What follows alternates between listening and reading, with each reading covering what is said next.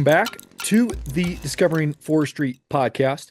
My name is Korey. I'm one of your hosts alongside the main host, Mr. Arbor Joe Aiken, here for another compelling conversation about trees. Joe, this will be the last episode of 2025. I'm looking forward to it. I'm looking forward to bringing in the new year. How are you? I'm with you. It's hard to believe another year ticked on by. It's hard to believe that you and I have been doing this for 5 years. Um, and I still think that we really haven't scratched the surface on topics that we can kind of go over. So it's all good, Corey. It's a good time. We sit back, we reflect how the season went in our personal lives and our work lives. And you hope to God you still have that balance to where you can enjoy things and there's not too much stress. But yeah, I look forward to the holiday vacation, time with the family, up to the cabin. It's a good time. I feel good. I do too, and feel grateful.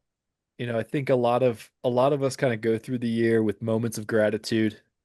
And this particular time of the year, when we take that 10,000 foot view, I am grateful, Joe. 5 years doing this show with you, being with Arborjet, I don't know, six, seven, you've been with them 20 something. I mean, 3 years. yeah, it's cool. So actually, and on that note, to any of the listeners, if you have future guests or topics you want us to discuss or cover, let us know. Shoot us an email, text, LinkedIn message. We'll get that going. But to our listeners and all the guests that we've had this year, thanks for a great year. To Joe, thanks for a great year. Yeah, thank you too, buddy. It's hard to imagine doing it with anybody else than you. It just it clicked from the first episode to today. It's like we have missed the beat. Not exactly 100% right. And it's funny because a lot of our listeners know that you and I work together at Arborjet, so off of the podcast. And we call each other from time to time and talk about cool tree things we're seeing. And it wasn't long ago where we were talking about, other than Christmas presents and other than traditional things that we get from trees, what other gifts have we seen or gotten from trees? So I'm not talking two by fours, milled lumber. What other things have we pulled out of trees? It was funny when I first seen to listeners in our hopefully maybe our viewers if we don't mess this up. I hope that when you first sent me the notes that we what you wanted to cover, I'm thinking, yeah, like candlestick holders or something we build on the lathe, or do we make a shelf, or back in the day we would whittle something at school for our parents for Christmas. And you're like, no, Joe, not that. The gifts that are in trees that somebody put there, who knows how long ago. So that was kind of neat. But then when I finally realized what you meant, I have some examples once we get into it that I have in my shop exactly what you're talking about. So we'll kind of go over how that is captured in a point of time. Yeah. So everything froze and it's in a time capsule. So pretty cool. So you get to let everybody know what we're going to talk about. All right, so we're going to talk about just that. We're going to talk about non-traditional gifts or oddities that you found in trees. So we've talked in the past about tree products. We've talked about wildlife in trees. But what really stirred this conversation is I was working with a client, I guess an end user of ours, in a park near a river. And we were doing a little tree assessment. He said, "Oh my gosh, look up. What do you see?" And I looked up, and not kidding, 10, maybe 15 feet into the air was a picnic table. And I thought, that's a first. I've never seen a picnic table in a tree. And of course, it had some debris. And how it got there was the river, the water level had risen a couple of years ago, put it up into the tree, and then it's been collecting leaves and it's had some brush and probably some wildlife ever since. But that was a first. I had never seen a picnic table in a tree. Well, you know what's interesting is that I'm glad you said floodwaters because a lot of people I've seen on the internet a lot of pictures of stuff that are been encapsulated by trees high up in the air. And I think and you know right away that how it is a staged or it was something because the tree doesn't grow taller. It grows taller, but it's the next cell on top of it. So wherever that tree decides to grow around something is the exact same height it was at the time the tree started to grow around it. So it doesn't grab the picnic table and every year it grows, pushes it to the top of the tree. Right. So I think when we think about it's a great point. So when we think about because this was I learned this recently on a wood cookie that we harvested from a tree that because man changed the grade, hydrology changed, and one of the largest trees on Belle Isle died because of an anaerobic condition where the roots were underwater now. Sure. So it came down. We did a crane class on how to take it down safely, but I was able to the DNR before they ground the stump out let me take some cookies out of it. And then I learned right there from one of the foresters from Michigan State that the only true age that the age of the tree is from the right ground level. Because every year there's another cell, another cell, another cell, another cell. So a tree that's 2 foot long could already be 10 years old. So you really only know to where it's at the base. So Yeah, especially if it was suppressed under a canopy or whatever before it was released and really took off, because you'll see those cells super close and tight together while it's being held back. in the pith, then you realize that that could be 20, 30 years. Exactly. So that's neat because like I said, I have a lot of stuff that I found because I used to sell firewood and even when I was doing tree work when I had my own company, I've hit stuff in the trees. Well, Oh, so it's since you said we hit stuff in the trees and oddities in the trees, most of the world today no longer puts concrete in trees, but have you ever come across that? yeah. Oh yeah. I've Oh, recently, I'm gonna say in the last year or two, I've actually hit it. There was a my cabin up northern Michigan. There was an old timer. He's in his mid 80s, had a maple tree that half of it fell over. So I came over to help him. It was a multi-stem, probably branched about a foot or two off the ground, multi-stem. They're probably 30, 32 inches in diameter. So I was bucking one up and I got towards the base. And next thing you know, there were sparks and all the teeth came off my blade from the oh, wire chain. And I looked at him and I was like, oh, he goes, oh my God, I forgot. I filled it with concrete about 20 years ago. I'm like, Jim, you're killing me. And being up there, I didn't have a spare chain. So good thing everything else was cut up because I got to the last cut and I was done. oh, It was, yeah. So I've hit it before. There is one tree that on Belial, and I say Belial a lot because I got like intimate relationship with the island and the sawmill and the history.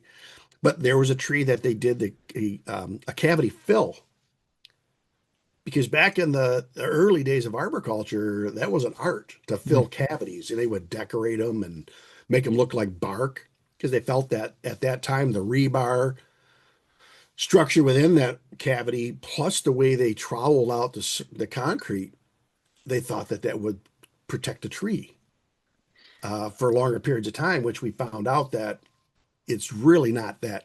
That's really not true. and, And that, and and let's tell some of the listeners about that, Joe, because that's actually a great point that I think some people just coming in to arboriculture don't understand is that putting concrete in a tree seemed and rebar seemed like the thing because they wanted to structurally support that tree and prevent wildlife from going in there. But as we know now, and a lot of the work that Alex Shigo did in the 80s, early 90s, was that trees are moving. They're always spinning and dancing and moving like this. So they're not static. They're dynamic, very much so, which is why we have tension and compression wood, but we'll talk about that a different time. But that's a good point. I don't think we've ever talked about that. That's a great point. and it was interesting is I wish I'd had pictures that we could add and people could see is that where the concrete patch was made, there is a fracture in the bark at that level. So it's exactly right. Is that as the canopy was trying to move, it couldn't move as one. It only moved from the point where it was rigid up. And because the tree's not designed to be able to do that, it fractured right there. And it's actually pretty, you stand back and if you knew what you were looking for, you knew exactly what happened. So the top of that tree came out and it's probably about 20 feet and there's still a couple branches left. And the branches look gorgeous. Man, the leaves are dark green, and there's not much of a tree left. But I told them to leave that there for education. Oh, And cool. believe it or not, through the years on tree care classes, I've walked a lot of arborists over there to show them history that was done back. It was probably done in the 40s when that tree was done.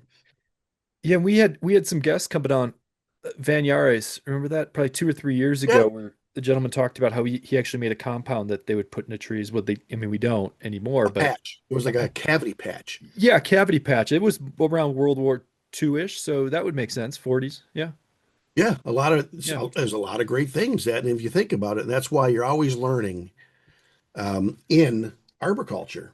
And I was talking to an arborist this morning, and he had a suggestion for the podcast because he called me specifically about the podcast, and he says, "What if you had an arborist come in and do book reviews?"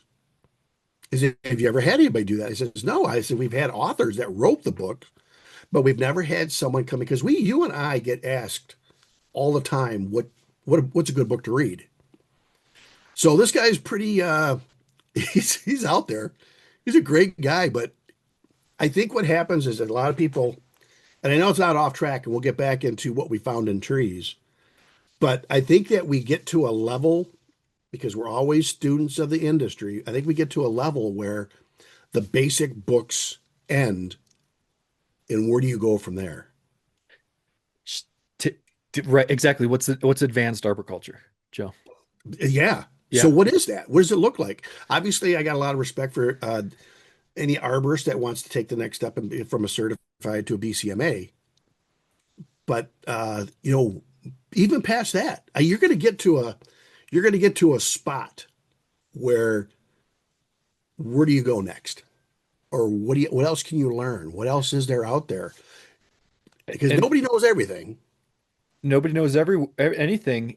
And we'll continue this conversation, but you just hit it on a spot is how do you continue that education? So college campuses, great opportunity on college campuses. One state over from where I'm at, shall remain nameless. On their college campus, I witnessed bicycles 20, 30 feet up in a tree, pulled out of trees. See, brought it back, Joe. I see, and then I have in the museum a chunk of steel. It's a steel ball, and it's got three drill holes in one end, and it's all mangled up. So I take it to shows and I set it on my table and I tell people, guess what this is? Well, on MSU's campus, it was a hammer throw ball. Oh, no way. That's kind So of over cool. by the old gymnasium in the historical part of campus, someone chucked it up in a tree, and the tree grew around it. Nobody could tell until they went through the chipper. Oh, And then that went through the chipper. The chipper blew up the drum, knocked all the teeth out, and it just banged around in there and took chunks out of the steel ball. And it was actually given to me by Paul Schwartz, the former um, campus arborist for the museum. And I'm like, nobody knew it was there. It grew inside the tree.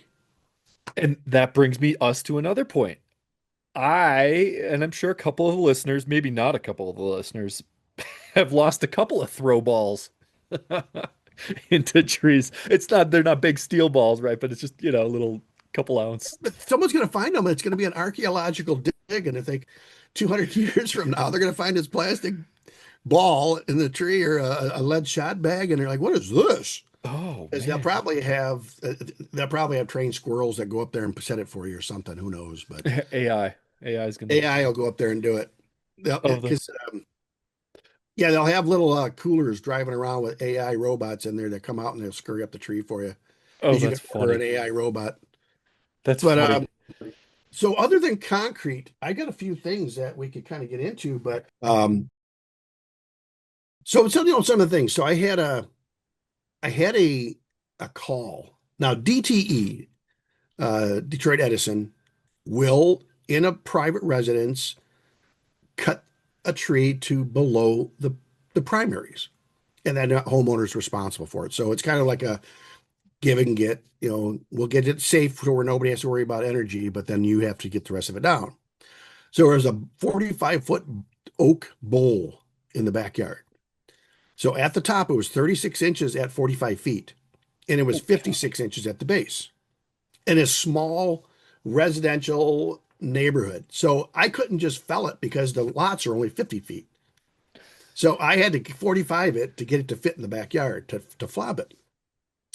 Notched it, bull rope, tagged it, got the back cut. So I started the back cut, and the next thing you know, I hit something. Sparks everywhere.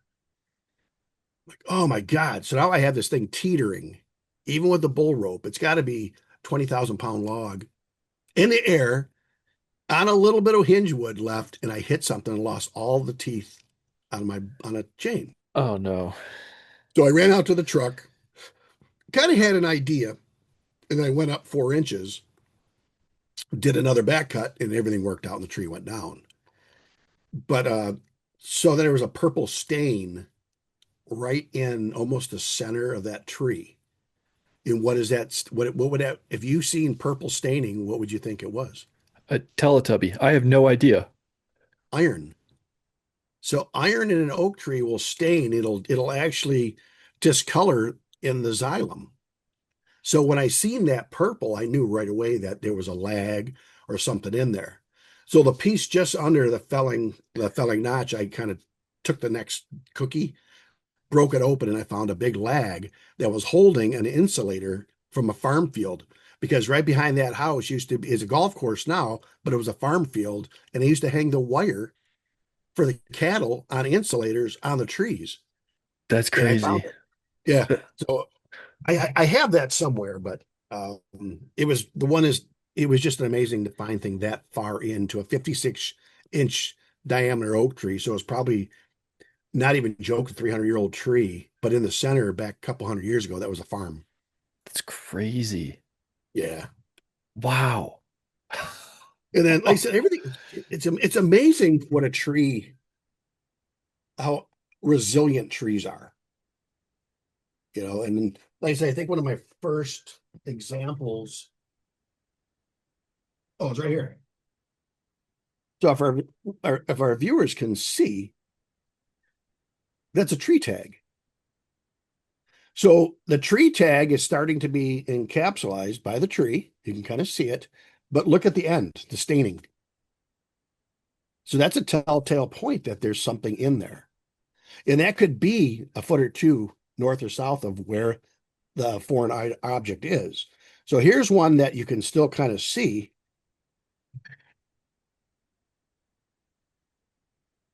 And here's one that actually already been encapsulated that's in the inside of the tree. Oh, that's cool. And the same thing, well, I split it, but if you can see there's staining where the nail is. But I peeled up when I split that, it was gone. But you can see that this tree already got it. That's kind of cool. I never, yeah, I guess I've never seen that. Yeah, very common. And then I mean, we see where people had placed plugs years ago, and for whatever reason they need to remove the tree. We can see some of that, but oh yeah, sure, look at that. so obviously very common practice, cabling. So this is a kind of a small lead. So this was cabled at one time. You can see the J's up. But over a period of time, that's only 2 inches sticking out. Probably in 10 years, this tree would have actually went past that, and this would be buried in the tree. This is very similar to what I hit in that tree. Man, you imagine? Oh, You know what's amazing is that when we talk about this and we find odd things in trees, it goes back to the argument that, oh my God, you can't drill into a tree, or don't put that plastic plug in a tree. Oh my God, geez, what are you doing? man, I'd rather hit plastic than iron. Yeah, so this little sample right here, you can see that after the first year or two that insert is starting to wall off and grow over. And one of the theories that came back after that sample is that when you have that in there, the tree can compartmentalize and wall off that. And what I did is I created a sample here, which was a pore. You can see this used to be the branch. So it was a bad pruning cut on this. And what happened is because there was that pruning cut there, that the wall, all this um, coat it. All this wood was trying to callus over, and it never could because there was something stopping it from doing it. And that's that's probably most trees out there have a poor pruning cut or a storm damaged limb or something like that where that's already occurred or occurring. Yeah. So I think when we think about what a tree, how amazing trees are, and how they can encapsulate that, it even happens on your body. If you, I had a wood sliver in my knee for about 20 years. What? It was crazy, but I was a kid and I jammed a baseball, broken bat stuck in my knee. And I was sitting down like 20 years later and I felt like there was a pimple. And I had shorts on. It was summertime. I was probably drinking some suds and I kind of squeezed it and it popped and this 1 inch long sliver came out. It was in my leg forever, just like so we encapsulated it, just like a tree will. That's awesome, Joe. We're gonna put this note out for the listeners who have listened to the episode thus far is we'll ask you to comment wherever this is posted or shoot us a note. What else have you found in trees, listener? I think I want to leave with maybe one more. I think we have just a couple minutes, so I'll leave with one more and then if you have anything else you're welcome to it. But I was cruising on the old interweb and doing the old scroll through Facebook and watching reels and pictures pop up and there was a semi-romantic story about an individual over in Europe who heard about the war being over, or there's a ceasefire or something, and he set his rifle right next to the base of a tree. Well, this many years later, 40, 50 years later, they could find that rifle still in an upright position, but the tree has grown over it entirely. And I think that as you've been talking about, kind of we're reflecting back on the year, we're looking back at our careers and some things to think that even trees have a memory like that and they can hold and preserve history Yeah. just just like that. And we just drive by them going 80 miles an hour down the freeway. It's wild. And that's what, because we've had guests on that talked about dendrology. That is just I was telling my kids, and again, I love that my boys are excited about it, and I think Rory's going to be an arborist, but that is a snapshot of time. It's a snapshot of history, which is amazing to me, and that's why I love history so much. So um lots of cool stuff. Yeah, I'd love to hear from our followers and our listeners, and what have they found? Did they keep it? Is it on the shelf in their shop? Or did Or they were they leave it? just pissed and chucked it in the wood pile and it's gone? Or maybe they left it for the next person to find. Yeah, yeah. Treasure hunting, tree treasure hunting. Oh my God, I love it. I love it. Well, No, that's a great topic, Corey. yeah, thank you, Joe. This is fun. I from the bottom of my heart hope that you and your family have a very happy and safe and limited stress holiday season and start to the new year, and we'll pick things up in 2026. Yeah, and I'm going to go old school and actually say Merry Christmas. Yeah, and Happy New Year. And I wish nothing but the best for your family too, Corey. Thank you, Joe. Merry Christmas. Merry Christmas. Bye. Thank you so much for tuning in. Please rate, comment, and subscribe to the Discovering Forestry Podcast.